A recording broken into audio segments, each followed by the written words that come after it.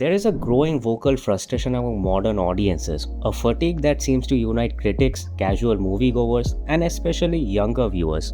You have probably seen the debate online that why are there so many pointless sex scenes in movies today?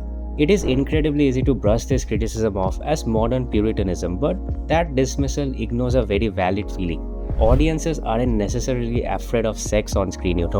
They're annoyed by the cheap appeal. They're frustrated by scenes that halt the narrative, offer no psychological insight, and seem injected purely by a studio algorithm trying to hit a maturity rating. Which brings us to the fundamental, deeply theoretical question: are erotic visuals actually necessary in cinema? To answer this, we can't just look at movies of today. We have to look backwards. We have to look at a period in cinematic history when sex on screen wasn't just a marketing gimmick, but a profound, confusing, and brilliant intellectual puzzle.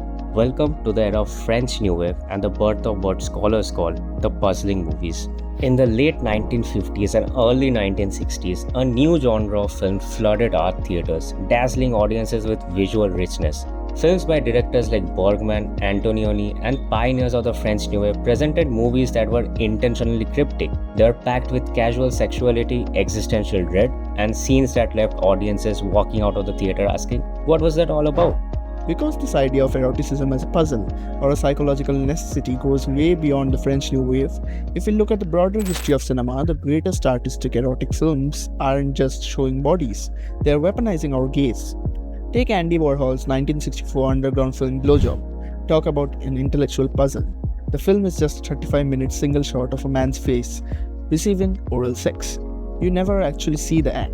Warhol purposely shot it at 24 frames per second, but instructed it to be projected at 16 frames per second to slow down time, forcing the audience into this uncomfortable hyper-aware state of voyeurism. You are staring at a face, projecting your own dirty thoughts onto it.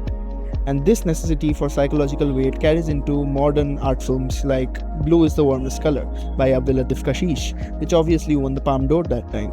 The raw, explicit sexuality in that film, maybe, is just for the shock value of it, but it's also an exhaustingly real depiction of emotional consumption. The director, Abdulatif Kashish, famously shot around 800 hours of footage to capture that overwhelming intimacy. Fun fact, he actually cast Adele Exarchopoulos as the lead after watching the specific ravenous way she ate a lemon tart at a brasserie, realizing that hunger perfectly matched the character's desires. But I will come to this later when I talk about exploitation of actors in films for the sake of art. What Kashish did was not totally conveyed in the film as he wanted for it to be. The sheer amount of non-artistic and non-aesthetic sexuality shown in the film borderlines on pornography, which was then even critiqued by the writer of the graphic novel on which the film Blue is the Warmest Color is based on.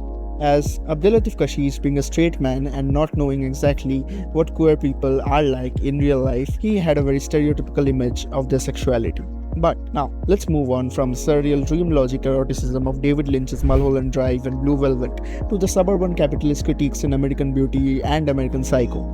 Sex is always serving as the subtext. Even coming-of-age films like Alfonso Cuarón's Why to Mama Tambien or Bernardo Bertolucci's The Dreamers use intense sexual exploration as a direct metaphor for political revolution and the loss of innocence. Let's say, for example, in Bertolucci's The Dreamers, sexuality and sex scenes have been intercut with the revolution during the French student protests, due to which, famously, Godard even cancelled the Cannes Film Festival that year. Inspired by the ideas of Mao Zedong and Maoist communism, the sexuality in the film says much more than just borderlining on pornography, though it was very extreme at the time. The Dreamers always will be one of my favorite films till date, but the nudity shown in that film is often misinterpreted by critics who often don't watch the film but have watched only parts of it. You know whom I am talking about. If you have watched the film, you would know that The Dreamers is considerably one of the greatest tributes to French cinema and French Nouveau cinema. But anyways, let's not divert into that topic.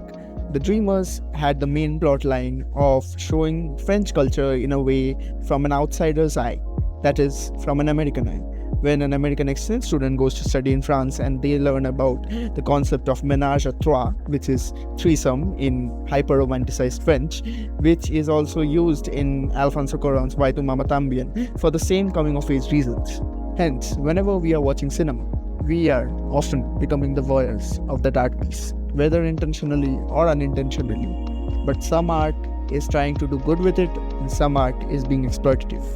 But here's the paradox. Despite the intentional mystification, audiences absolutely loved them. To understand why, we need to turn to the brilliant piece of cinematic theory by Norman and Holland titled The Puzzling Movies, Their Appeal. Holland draws a fascinating parallel between these highbrow art films and a very lowbrow concept, the structure of a joke. A joke uses a riddling form that immediately draws and holds our attention. This riddling form binds our intellect, busying our brains with solving the puzzle, which allows less presentable, taboo thoughts to sneak up on us unawares. Holland argues that the enigmatic promise of a meaning in an art film does the exact same thing. It distracts us from the real source of our pleasure, which is raw thoughts and desires the film evokes. Modern psychology tells us that this is a true function of form in art. Let's apply this directly to the eroticism in the French New Wave. When we watch a highly stylized, confusing art film, our first reaction is, this means something, but I just don't know what. According to Holland, this is the ultimate intellectual bribe. The feeling that the film means something bribes our reason into accepting incoherent or taboo imagery. This intellectual justification allows us to gratify the absolute simplest of our visual desires, looking at erotic things. By presenting the eroticism wrapped in a complex aesthetic puzzle, the film displaces our moral and social inhibitions into purely intellectual demands. We don't feel like voyeurs. We feel like film critics decoding a masterpiece. The puzzle makes the eroticism socially and psychologically acceptable. In clinical psychology, this perfectly aligns with Amour Freud's concept of intellectualization, a defense mechanism where we unconsciously avoid uncomfortable emotions by focusing entirely on the abstract facts and logics. Raw eroticism, especially when it's unpredictable or taboo, naturally causes anxiety. But Holland argues that the puzzling movies practically weaponizes this defense mechanism. By presenting sex as an aesthetic mystery, the film gives our ego an alibi. We tell ourselves, I'm not aroused or disturbed, I am analyzing a complex artistic metaphor. The puzzle makes the taboo visually and socially palatable. But there is a deeper, much more primer psychological layer to why eroticism in these films is so captivating. If you look closely at the sex scenes in these puzzling movies, they share a distinct, almost unsettling trait. They are incredibly emotionless. Whether it's a casual affair, a striptease, or a sudden act of violence, the sex in this film is often stripped of the complex, romantic emotions we usually associate with love. We are watching events without fully understanding their emotional meaning. Holland makes a staggering psychological observation here. The sensation of watching adult intimacy without understanding the emotional context perfectly duplicates the experience of a child. A child's dim awareness of adult sexuality mirrors the sexuality shown in these films. A child can see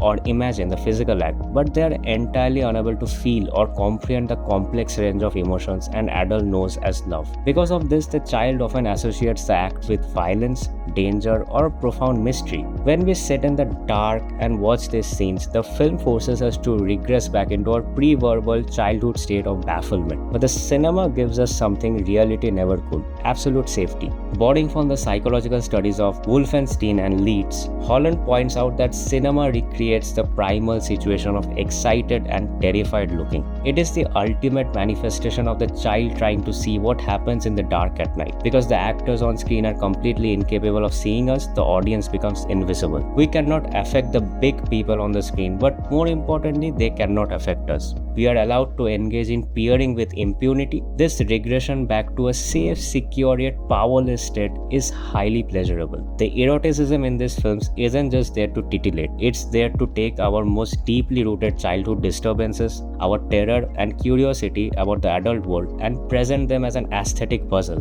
that our adult intellectual brains can finally master. And this direct connection between adolescent curiosity and adult sexuality is exactly why eroticism is so vital in coming of age cinema. When we look at films directed by women directors in this space, we see a fascinating evolution of how that safe observation is framed. Take Amy Heckerling's classic, Fast Times at Ridgemont High. In the early 80s, while pop culture remembers it for the iconic pole scene, Heckerling's direction was actually groundbreaking for centering female adolescent desire and the messy, unglamorous reality of losing one's virginity. I was listening to Heckerling's own biography when she spoke in the audible drama The Filmmakers. She mentioned that she didn't want that scene to be just another gratuitous nude scene, but to show how exactly boys at that adolescent age used to fantasize girls at their own high school and then realize that the reality is often much different. Now, fast forward to today, and we see directors like Emerald Fennell pushing this into mainstream feminist works like Saltburn. Fennell completely flips the traditional voyeuristic dynamic using a distinctly female gaze to obsessively, almost grotesquely eroticize the male form. It's no longer just about safe observation, it's about weaponizing desire and examining the vicious power dynamic of who gets to look. The same has been done in the infamous American Psycho. Now, this sensation of safe helplessness taps into a foundational psychoanalytic concept, scopophilia, or the instinctual drive to derive pleasure from secretly observing others. Feminist film theorist Laura Mulvey famously expanded on this, arguing that traditional cinema inherently turns the audience into voyeurs. Holland's theory aligns perfectly here. The dark theater recreates a child's safe, secret observation of the adult world. Right, and going back to the female gaze, what happens when the traditional voyeuristic gaze is violently hijacked? We talked about Saltburn flipping the script, but we also have women directors presenting a vicious, unapologetic female gaze through the lens of body horror. Films like Juliette O'Connor's Titan and Coralie Farjah's The Substance take the eroticized female form and mutate it into something terrifying. They don't let the audience peep with impunity, they punish the viewer for looking, turning eroticism into a bloody, visceral confrontation of the reality we are living in. But here's the catch: when a film gives us that intellectual puzzle to solve, we feel like scholars decoding art. When modern cinema drops the puzzle and just throws a gratuitous sex scene at us, our scopophilia is completely exposed. We no longer feel like critics, we just feel like peeping toms. The illusion breaks and we are left feeling uncomfortable. And there is a very specific cognitive reason why these cryptic, emotional scenes from the French New Wave stay with us long after the credits roll. It's called the Zeigarnik Effect. Discovered in the 1920s, the psychological phenomenon states that human beings remember interrupted or uncompleted tasks far better than completed ones. Because the puzzling movies deny us emotional closure, forcing us to watch events without fully understanding their emotional meaning, they create profound cognitive tension. Our brain keeps trying to solve the emotional riddle long after we leave the theater. Compare that to a straightforward, algorithmic modern sex scene. The plot stops, the scene happens, the plot resumes. It resolves immediately, and because it resolves so cleanly, we immediately forget it. So if eroticism has this incredibly profound psychological function, if it connects us to our primal curiosity and allows us to safely decode the mysteries of adult vulnerability, why is the modern audience rejecting it? Because the cinematic contract has been broken. Remember the intellectual bribe Holland talked about? The idea that films must present an aesthetic or thematic puzzle to justify our voyeurism? In so much of modern commercial cinema, the puzzle is entirely gone. When a modern blockbuster awkwardly shoehorns a sex scene into the second act just because the studio mandated it, the audience instantly feels it. There is no subtext, there is no psychological reflection of our primal pre-verbal state, and there is no riddling font. It's just bare flesh on a screen. When the aesthetic and intellectual justification is removed, the illusion shatters. To understand why this modern algorithmic approach feels so hollow, we have to look at the French philosopher Georges Bataille.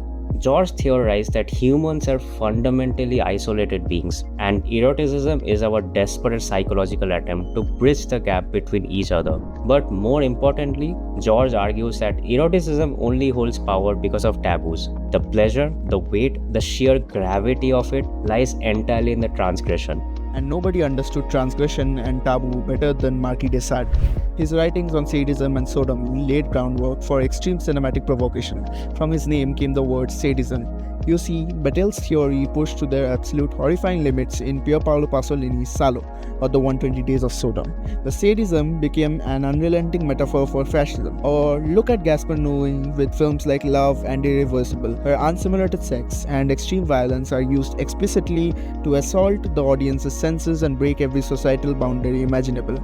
And that worked pretty well because after the screening of Irreversible, after the premiere screening of Gaspar Noé's Irreversible at the Cannes Film Festival, people after watching Monica Bellucci getting essay on camera was frustrating enough for making half the audience walk out of the theaters in the middle of the film. And then bash on the reviewers who were standing outside with their phones on. And if we are talking about shattering taboos, we absolutely have to mention Takeshi Miike's Visitor Q. Miike made this incredibly provocative erotic black comedy horror for only about $60,000 as part of an indie video project. It is shot on cheap digital video to replicate the raw feel of a home documentary, which makes the bizarre transgressive acts, incest, necrophilia, domestic violence feel terrifyingly real.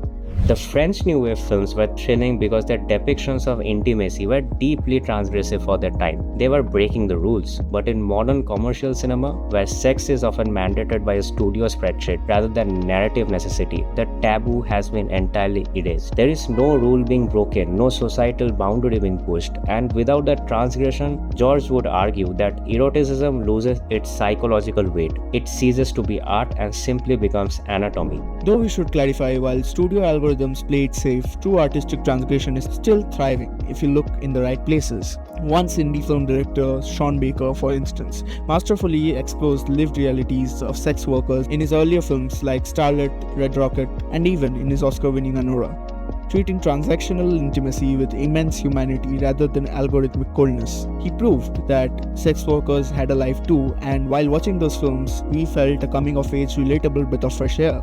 And if you step outside of cinema, how this daring piece of artwork and this genre of eroticism even come to mind of artists? It started from artistic nude models, from Picasso to Van Gogh. Then we moved to theatre. Live theatre has historically shattered these boundaries even harder. Think of the 1969 Broadway revue, O Calcutta, which has nothing to do with the city Calcutta where we are living in, but that was an American mispronunciation of the French phrase Calcutta, which in French meant, "Oh, what a nice ass you have there."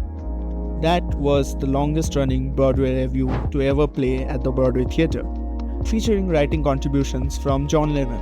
Yes, John Lennon from the Beatles, which shocked audiences with extensive full frontal nudity as all the actors were on stage fully nude for the whole period. That was the start of something maybe pornographic during the times without any internet. Or fast forward to modern Delhi with an immensely crafted work like Mallika Taneja's theatrical play Thoda Dhyan Se, which played around the world in a lot of places, an incredibly sharp satire where she uses her own naked body to directly confront and weaponize the male gaze regarding women's safety. The taboo is still there, but it requires courage to wield it. It requires courage to change human mindset and see the body not just as a fetishizing tool, but also as a weapon. When Sabitri Hesnam, the famous Manipuri theatre practitioner, performed in her own husband's play from acclaimed writer Mahashweta Devi's short story Draupadi, where she played a tribal woman who, after being gang raped by a group of military impositors, used her own naked body to stand against her own rapists in an act of courage and defiance. The audience is no longer protected by the shield of high art. We are forced to acknowledge our own voyeurism, and frankly, without the thematic depth to anchor it, it feels uncomfortable, manipulative, and exactly what audience call it, pointless. The French New Wave understood that sex on screen is a tool of subversion. It was used to challenge traditional bourgeois values, to confront audiences with their own emotional disconnect, and to explore the limits of the human physique. Today, audiences aren't becoming Puritans, they are becoming more media literate. They can tell the difference between eroticism that serves a narrative, psychological function and a scene that is just a cynical metric designed to boost engagement. They're rejecting the commodification of intimacy, not intimacy itself. And so, we return to our core question: is erotic visuals necessary in cinema? I would say yes, absolutely, but only when filmmakers respect the psychological weight of what they are showing us. Norman N. Holland shows us that eroticism on screen is not just about physical bodies. It's a conduit to our past. It allows us to safely confront the baffling, messy, and often frightening reality of human connection. It turns our deepest anxieties into a puzzle that we can solve in a dark, peering with the impunity from the safest of our theater seats.